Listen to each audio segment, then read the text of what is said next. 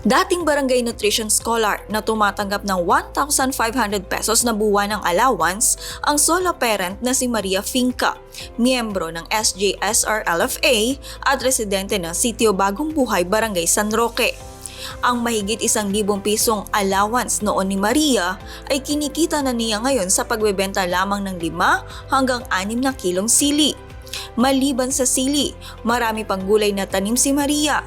May alaga rin siyang baboy at gumagawa ng organikong pataba na natutunan naman niya sa pamamagitan pa rin ng AMIA.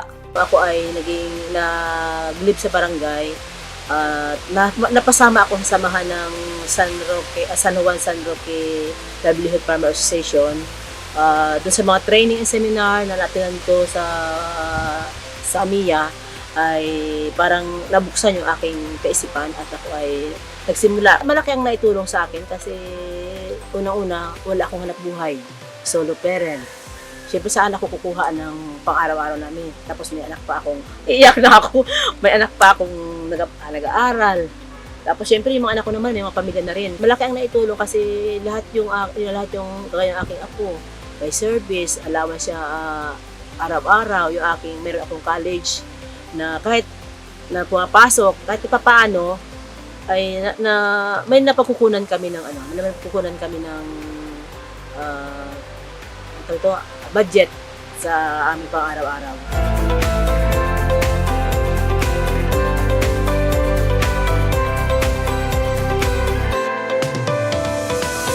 Pagsipag ka lang sa akin dito at sa panahon, kung sa tamang panahon ng pagtatanim.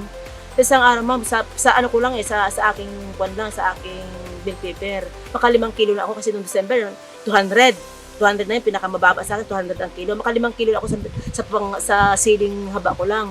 Solve na yung aking allowance sa barangay na 1.5 sa isang buwan sa isang araw nga lang yun eh. Maka 5 kilo ka sa isang linggo. O wala pa yung ibang mga gulay na nakasama doon, mga sitaw, ganyan. Kumbaga malaki ang naano sa akin nang nawala ako sa barangay.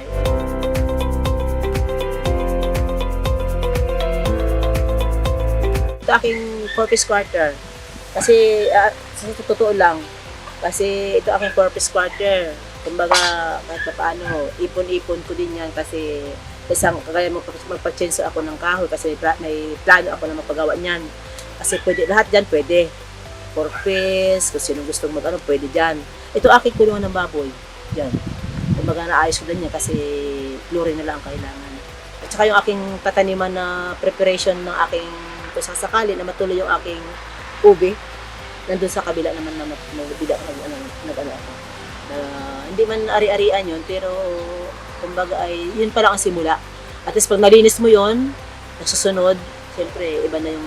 Emosyonal na pinasalamatan ni Maria Finca ang AMIA sa malaking naitulong sa kanya at kanyang pamilya ng mga interbensyong pinagkaloob ng programa sa kanilang samahan. Salamat ako sa kanilang lahat. Hindi ko naman isa-isahin.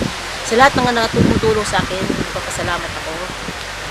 Sana, kasi yung mga tulong nila sa akin ay malaking tulong talaga sa akin. Kasi bilang solo parent ka, siyempre, kagaya ng baboy, mabibili mo ba yung baboy, manok, di ba? Yung mga ang seeds ngayon, magkano ang isang pack. Sa seeds pa lang ng packbit, halos malaking tulong na naibigay. Sana, tuloy-tuloy pa sila dito sa Oriental Mindoro, na hindi sila magsawa sa kagaya namin. Kagaya ko, para maiyak na ako, sir. Na kailangan namin. Kailangan namin ang tulong kasi kagaya ko walang tumutulong sa amin. Malaking naitulong kasi nakikita naman nila sa akin na nagtataka sila kung saan ako kumukuha ng seed, saan ako kumukuha nito. Nakikita nila dyan may mga fertilizer ako, may mga plastic batch ako, na may yung pa pala may seedling tray.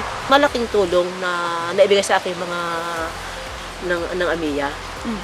Hinihiling ko lang nga sana, sabi ko nga kay sir na huwag naman kayong umalis agad kasi kailangan pa namin.